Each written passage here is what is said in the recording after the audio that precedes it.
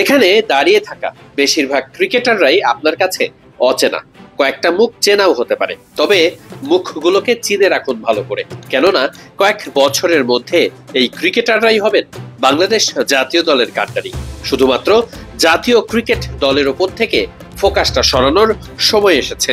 Bangladesh cricket board শুধুমাত্র জাতীয় দল নয়, বরং পাইপলাইনের ক্রিকেটারদের জন্যও থাকছে বিশেষ ব্যবস্থা। মিডিয়ার এমন গুরুত্ব দেখেই সহজেই বোঝা যায় জাতীয় দল থেকে কোনো অংশে গুরুত্ব কম পাচ্ছে না এমন আয়োজন। বাংলাদেশ হাই পারফরমেন্স ইউনিট, যাকে বলা হয় এইচপি, এই পুরো ব্যবস্থাপনার মূল দায়িত্বে রয়েছেন নাইমুর রহমান দুর্জয়। বাংলাদেশের ক্রিকেটের ইতিহাসের সাক্ষী তিনি নিজেই জানিয়েছেন এই সফরটার গুরুত্ব সম্পর্কে। ক্রিকেটারদের কত কিছুর সুযোগ থাকছে এই এক সফরে, সবকিছুই জানিয়েছেন নিজের মতো করেই।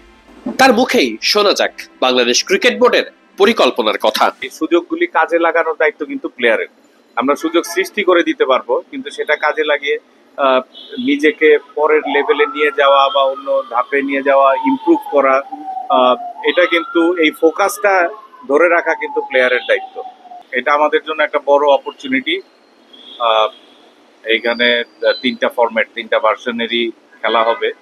তো মেইনলি আমাদের যেই ফিউচার প্লেয়ার, তাদের জন্য এই অপরচুনিটিটা ক্রিয়েট করাই আমাদের সবচাইতে বড় উদ্দেশ্য ছিল, যে longer version, one day and T twenty টুর্নামেন্টটা আসলে খুবই বড় একটা প্ল্যাটফর্ম হবে আমাদের আপকামিং প্লেয়ারদের জন্য, যেখানে বিগ ব্যাশের 5টা টিম থাকবে, ফ্র্যাঞ্চাইজি, ওদের যে অস্ট্রেলিয়ার ফ্র্যাঞ্চাইজি লিগ হয় টি-20, তারপরে পাকিস্তান এ, যেটা পাকিস্তান শাহিনস নামে ওরা খেলে, ওরা থাকবে। তো টুর্নামেন্ট ছাড়াও আমাদের যে প্লেয়ারদের জন্য একটা বড় অপরচুনিটি, এখানে কিছু ন্যাশনাল টিমে যারা খেলছে সেখানকার প্লেয়ারও নেওয়া হয়েছে, কারণ 2027-এ আমাদের যে অস্ট্রেলিয়ার সঙ্গে ট্যুর আছে, ওখানে খেলাটাও কিন্তু ডারউইনেই হবে। তো তাদেরও একটা প্রিপারেশন, কারণ অনেক সময় আমরা দেখি যে আমাদের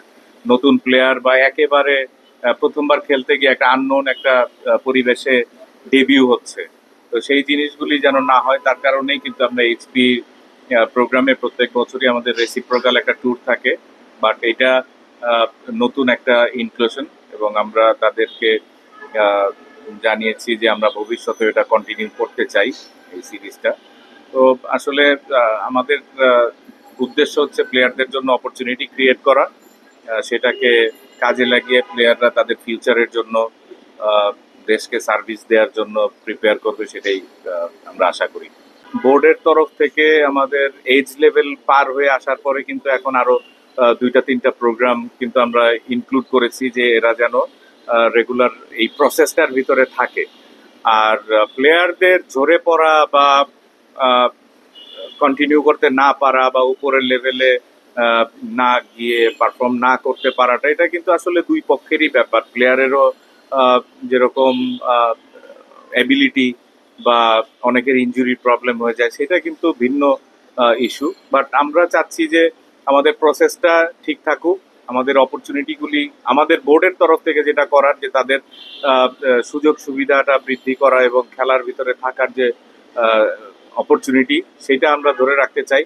এবং এর জন্যই বললাম যে এই সুযোগগুলি কাজে লাগানোর দায়িত্ব কিন্তু প্লেয়ারের।